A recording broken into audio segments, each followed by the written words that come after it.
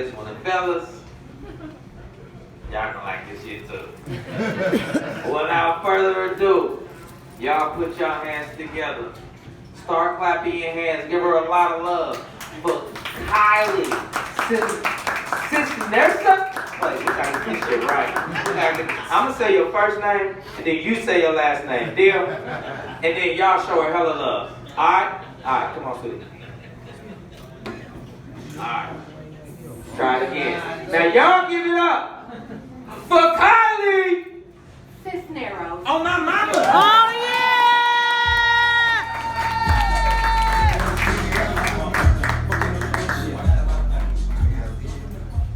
I always kind of start my set the same way here because, in Oakland there's only two colors, black and white.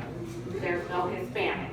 So as a woman who is named Kylie Cisneros, I had always wished that if God was going to make me a Hispanic woman, he would have gave me a little bit of melanin instead of hair like a Sasquatch and a lisp.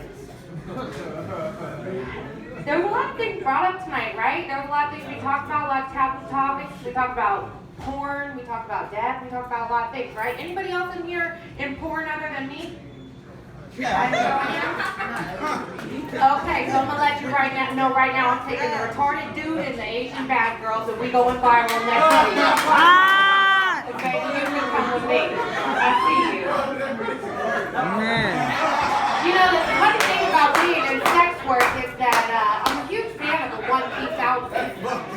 I never really had big titties, so I always like to wear a dress and nothing underneath, no panties, no bra. But recently, they talk to you when you're a man and they say, your balls is going to start hanging lower. You're going to get saggy balls. But when you got a fat coochie, they don't bring that up to you. And recently, I noticed when I try to put my one-piece outfits on, that my coochie is kind of hanging in a way that it pulls between my thighs. So I have to start wearing underwear to lift this thing up.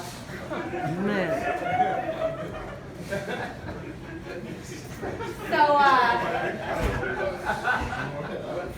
there's a lot of things. When you see people on the internet, you don't think about the things that's wrong with them, right? Like, I have facial hair. Now, all throughout my last 2 years of high school, they called me the bearded lady. That's a real character builder. Gives me a lot of personality in the end run. But it's always kind of been hard. Like, you start dating new people and they want to touch your face and they kind of run.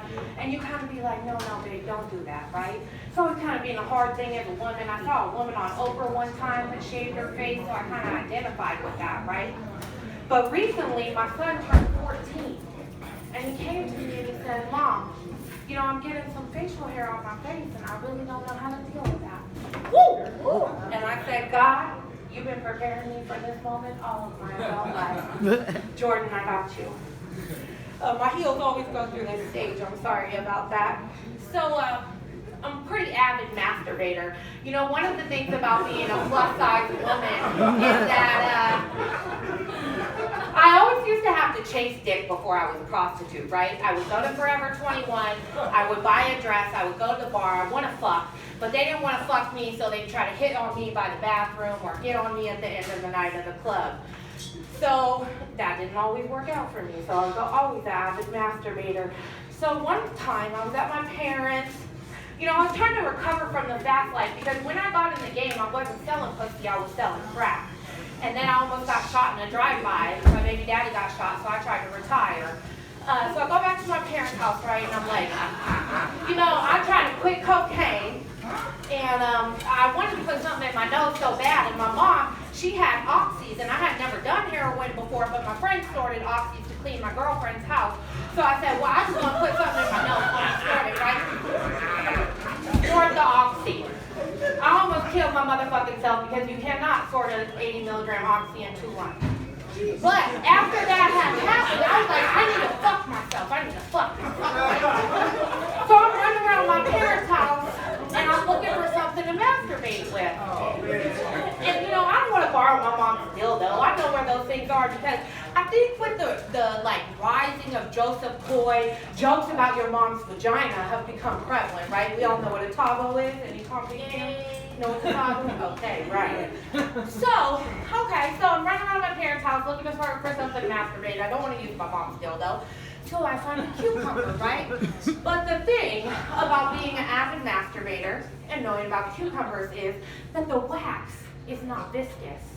So when you are trying to fuck yourself with this cucumber, the wax is gripping on your vagina in an uncomfortable way. You gotta toss a condom on it. So toss the condom on, masturbate with the cucumber, fall asleep in my parents' please don't laugh at my misfortune, these are true stories. Throw a condom on, masturbate in my parents' back bedroom. So, roll over, fall asleep, forget about it. A couple weeks later, my mom calls me and she says, honey, there's a funny smell in the back bedroom. Do you know what might be going on? I said, nah, maybe it's a dog or something. I don't know what you're trying to blame me on shit in your house. Okay. A couple days later, she calls back and she says, honey, we figured out what was smelling in the back bedroom.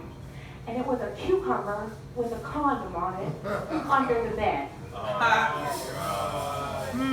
Everything inside me stunk. I didn't know how to explain to her what was going on. So I paused for a second and I told her, I said, Mom, I was just trying to masturbate.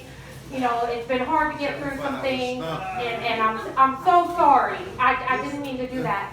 And she says to me, well, honey, you understand that you can't get pregnant from a cucumber, right?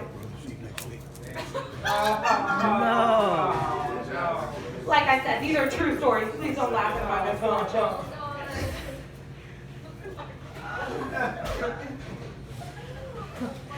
So, you know, as I had mentioned, I've been sex work before, right? So I recently went on tour with the prostitutes. And, you know, I went to school for accounting. So there's this business principle called the law of diminishing marginal returns. And it means that when a product comes to a market, it gets saturated and then it goes down. So I was on tour with the prostitutes trying to make up the difference, right? And they say to me, they say, do you have a pimp, right? Because obviously as a 40-year-old woman, I'm not capable of selling my pussy by myself. I say, you know, no, I don't have a pimp. And they say, okay.